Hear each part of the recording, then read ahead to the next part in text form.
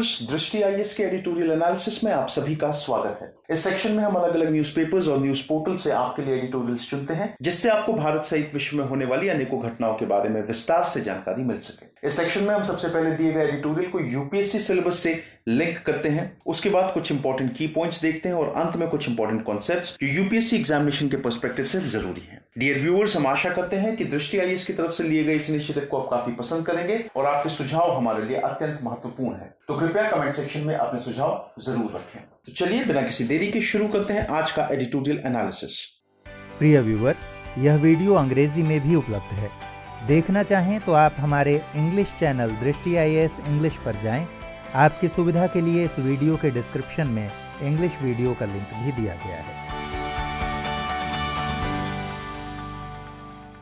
आज का editorial business standard newspaper से लिया गया है, जो 9 अक्टूबर 2020 को प्रकाशित हुआ है। आज के एडिटोरियल का शीर्षक है ट्रबल इन द एयर। यदि एडिटोरियल को हम समराइज करें तो हम देखेंगे कि पराली जलाने की जो समस्या है उसका हाल फिलहाल में कोई व्यवहार्य समाधान नजर आता हुआ नहीं दिखाई दे रहा है। यदि एडिटोरियल को हम अपने यूपीएससी सिलेबस से लिंक करें तो हम उसे जीएस पेपर 3, जिसमें एनवायरमेंट, बायोडाइवर्सिटी, टेक्नोलॉजी इत्यादि सब्जेक्ट्स पढ़ते हैं, उससे जोड़कर देखा जा सकता है। आज के एडिटोरियल के कुछ प्रमुख बिंदु। उत्तरी राज्यों में फसल अवशेष या पराली जलाने की अधिकाधिक घटना इस वर्ष विशेष चिंता का विषय है। देखिए, यहाँ पे ये समझना हमें बहुत जरूरी होगा कि ये जो फसल अवशेष जलाने की जो समस्या है, ये इस बार हमें और ज्यादा सतर्क रहने की जरूरत है। कारण क्या है उसके पीछे? क्योंकि इस पराली को जलाने से वायु प्रदूषण होता है और वायु प्रदूषण की वजह से कई सारे जो लंग्स से रिलेटेड डिजीज हैं वो लोगों को हो सकते हैं। हाल फिलहाल में हम लोग देख रहे हैं कि इस महामारी के समय में ऑलरेडी सार्वजनिक स्वास्थ्य को लेकर के एक संकट बना हुआ है,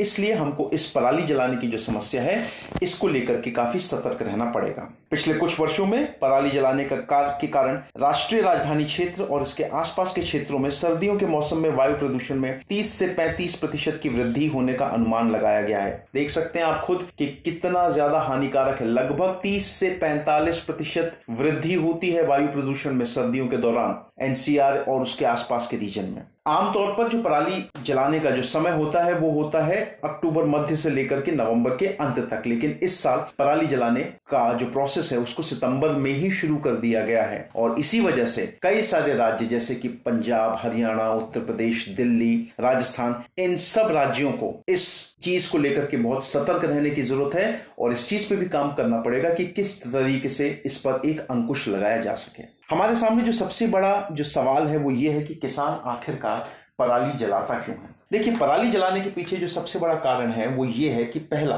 किसान जो है हमारे, उनके पास ऐसे इक्विपमेंट्स नहीं है जिससे कि वो इस अवशेष से, ये जो फसल अवशेष है, इनसे डील कर सकें। उन्हें पता नहीं है कि क्या करना है, किस तरीके से ये जो फसल अवशेष है उसका क्या उपयोग किया जा सकता है या वो किस तरीके से उनके काम आ सकता है। दूसरा जो सबसे बड़ी समस्या है कि भाई फसल अवशेष अगर हमको इनको पूरी तरीके से खत्म करना है तो जो तरीके हैं वो काफी ज्यादा कॉस्टली हैं, बहुत ज्यादा एक्सपेंसिव हैं वो तरीके, और हमारा किसान जो है वो अफोर्ड नहीं कर सकता है इस तरीके की टेक्नोलॉजी जिससे कि इस वेस्ट को हैंडल किया जा सके। तो ये दो सबसे बड़े कारण हैं कि किसान जो है वो पराली जलाना बेहतर क्यों समझता है। दुर्भाग्य से वायु प्रदूषण में पराली जलाने के योगदान पर इनमें से अधिकांश राज्यों की योजनाएं और पिछले सप्ताह केंद्र के साथ संयुक्त बैठक में इन पर विचार विमर्श से बहुत अधिक विश्वास पैदा नहीं हुआ है। ये कई सारे राज्य जिनके बारे में हम लोगों ने जिक्र किया, इन्होंने अपने अपने लेवल पे कई सारी स्कीम्स शुरू करके रखी हुई हैं। साथ ही साथ जो इनकी मीटिंग हुई है इन राज्यों की पिछले हफ्ते केंद्र के साथ, उसका भी हमारे पास कुछ बड़ा या अच्छा परिणाम हमको नहीं दिखाई दिया। केंद्र सरकार की यदि मैं बात करूं तो केंद्र सरकार ने अपने स्तर पर 2014 में एक पॉलिसी को शुरुआत किया। उस पॉलिसी का नाम था national policy for management of crop residue, NPMCR। 2014 में इसकी शुरुआत की गई और इसके काफी अच्छे परिणाम भी हमको देखने को मिले। सबसे पहले किसानों को यह बताया गया कि भाई वो अपनी जो खेत की जो मिट्टी है उसको किस तरीके से और ज्यादा उर्वरक बना सकते हैं और ज्यादा फर्टाइल बना सकते हैं। जब किसानों ने इस पॉलिसी में दिए गए इनिशिएटिव्स को सही तरीके से फॉलो किया तो हम रिजल्ट के तौर पर यह देख सकते हैं कि किसानों ने अपनी आमदनी में लगभग 2000 रुपए प्रति हेक्टेयर की वृद्धि जो है वो दर्ज करी है। अब जब मैं बोलता हूं कि ये जो national policy for management of crop residue NPMCR ये इसके ऑब्जेक्टिव मूलतः ये क्या करना चाहते हैं। तो इनके कुछ ऑब्जेक्टिव्स हैं, जैसे कि पहला ऑब्जेक्टिव अगर हम बात करें, पहला ऑब्जेक्टिव इनके सामने जो सीधा सा है वो सबसे बड़ा ये कि ये जो फसल अवशेष होते हैं इनको जलाने से हमको पूरी तरीके से रोकना पड़ेगा किसानों को, क्योंकि उससे जो हमारा एनवायरमेंट है वो डिग्रेड होता है। साथ ही साथ एक चीज और देखने वाली है कि पराली जलाने से एनवायरनमेंट तो डिग्रेड होता है, जो आपकी मिट्टी है, जो खेत की आपकी मिट्टी है, उसमें जो न्यूट्रिएंट्स हैं, जो मिनरल्स हैं, उनमें भी हम लोग देखते हैं कि एक बड़ी गिरावट आती है। इस पॉलिसी का एक ऑब्जेक्टिव ये भी है कि किस तरीके से लोगों को समझाया जाए, बताया जाए कि भाई आप पराली ना जला करके अपनी सॉइल की जो फर्टिलिटी है उसको बढ़ा सकते हैं। साथ ही साथ दूसरा, ये जो पॉलिसी है, नेशनल पॉलिसी है, ये कई सारी ऐसे कानून या कई सारे ऐसे पॉलिसीज को बनाती है और उसके इंप्लीमेंटेशन में भी योगदान देती है, जिससे कि फसल अवशेष को जलाने का जो प्रोसेस है उसको रोका जा सके। लोगों को कई तरीके से ऐसे भी अवगत करती है ये पॉलिसी कि ये जो आप अपने फसल अवशेष हैं इसका आप अलग अलग जगह पर इस्तेमाल कर सकते हैं, जैसे कि चारकोल के लिए इसको दे सकते हैं, पावर जनरेशन के तौर पर इस फसल अवशेष का रॉ मटेरियल के तौर पे इसको हम लोग इस्तेमाल कर सकते हैं। कई सारी इंडस्ट्रियल यूजेस भी हो सकती हैं इस पराली की, जैसे कि बायो एथेनॉल जो होता है, एक तरीके का बायोफ्यूल, उसको बनाने में इस अवशेष का काम आ सकता है। पैकिंग, जो पैकेजिंग इंडस्ट्री होती है, एज अ पैकिंग मटेरियल ये आपकी पराली काम आ सकती है। कंपोस्टिंग और साथ ही साथ जो मशरूम की जो खेती होती है उसमें इस पराली का बहुत बड़ा योगदान हो सकता है। जो चौथा और सबसे इंपॉर्टेंट जो इनिशिएटिव है, ऑब्जेक्टिव इस पॉलिसी का, वो ये है कि भाई लोगों को पूरी तरीके से अवगत किया जाता है कि किस तरीके से इस फसल अवशेष को जलाना या फिर पराली को जलाने से उसके क्या क्या दुष्प्रभाव पड़ सकते हैं। अब यहां पे यदि हम लोग दुष्प्रभावों की बात करें कि भाई पराली जलाने से दुष्प्रभाव हमको क्या दिखाई देते हैं, तो एक बड़े तौर पे, मोटे तौर पे हम ये कह सकते हैं कि हाँ, एनवायरनमेंट पे तो बहुत बड़ा असर पड़ता है, ठीक, लेकिन उसके अलावा भी कुछ और यहां पे हम लोग दुष्प्रभाव देखेंगे। जैसे कि सबसे जो बड़ा दुष्प्रभाव है वो ये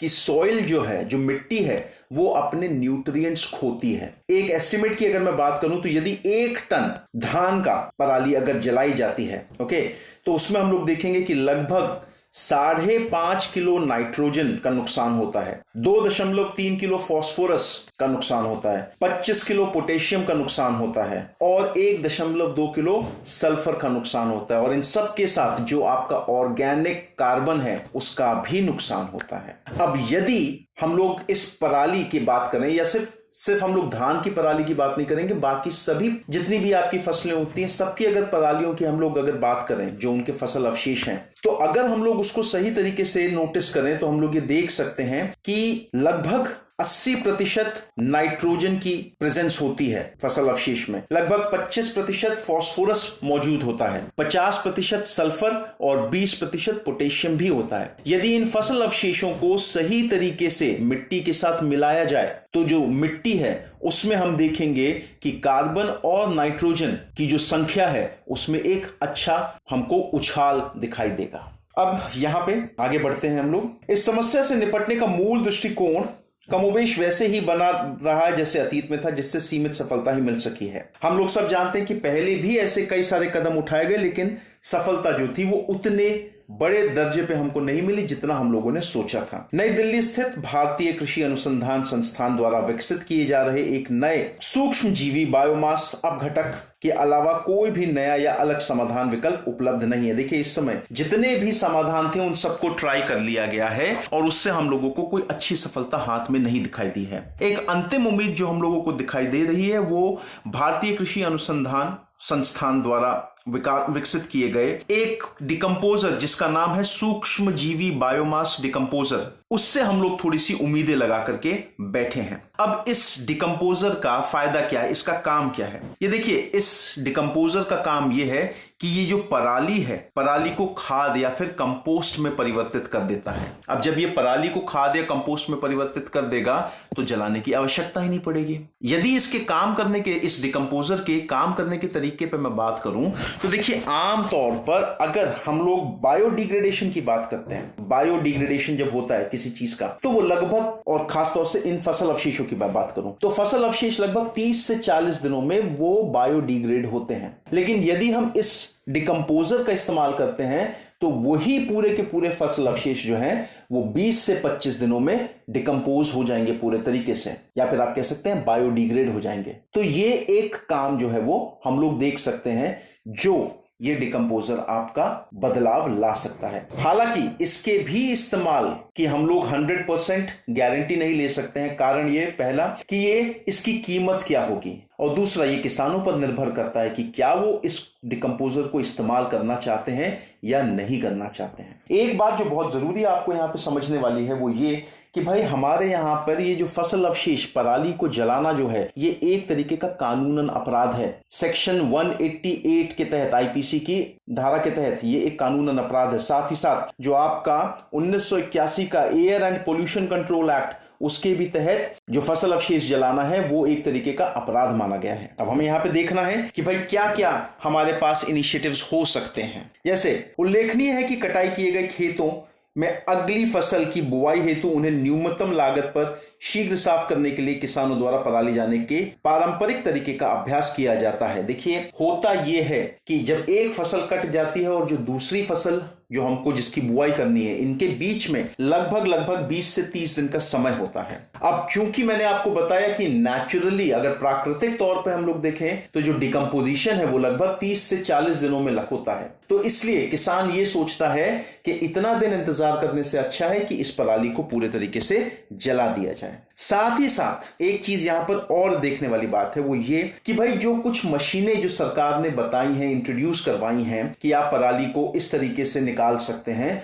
उन मशीनों का इस्तेमाल यदि किसान करते हैं तो वो बहुत महंगा पड़ जाता है किसानों के लिए। तो किसान इस वजह से इन मशीनों का इस्तेमाल करने से बचते हैं और वो पराली को जलाने में ही बेहतरी समझते हैं। अब जैसा कि मैंने आपको बताया कि भाई पराली जलाना एक दंडनीय अपराध है, आप यहां पे ये समझिए कि जो फाइन जुड़ा हुआ है पराली जलाए किसी ने, और अगर उसको पकड़ा गया और उसके ऊपर जो आर्थिक दंड लगेगा, वो आर्थिक दंड काफी कम होता है उस अमाउंट से जो वो मैन्युअली पराली को निकलवाए या फिर मशीन की मदद से पराली को निकलवाए। उन दोनों तरीकों से कम होता है फाइन। तो इसलिए आदमी सोचता है कि मैं फाइन दे दूंगा लेकिन मैं पराली को जलाऊंगा। क्यों? अगर वो बाकी दोनों तरीकों का इस्तेमाल करता है तो वहां पे उसको ज्यादा पैसे खर्च करने पड़ सकते हैं। हम लोग यहां पे देखते हैं समाधान। अब हमको बहुत जरूरी तौर पे इस चीज को भी समझना है कि भाई इस्तेमाल हमारे लिए क्या क्या हो सकता है। जो सबसे जरूरी चीज जो है हमारे लिए वो ये कि भाई किस तरीके से हम लोग पराली का पूर्ण रूप से इस्तेमाल कर सकते हैं। तो नंबर 1,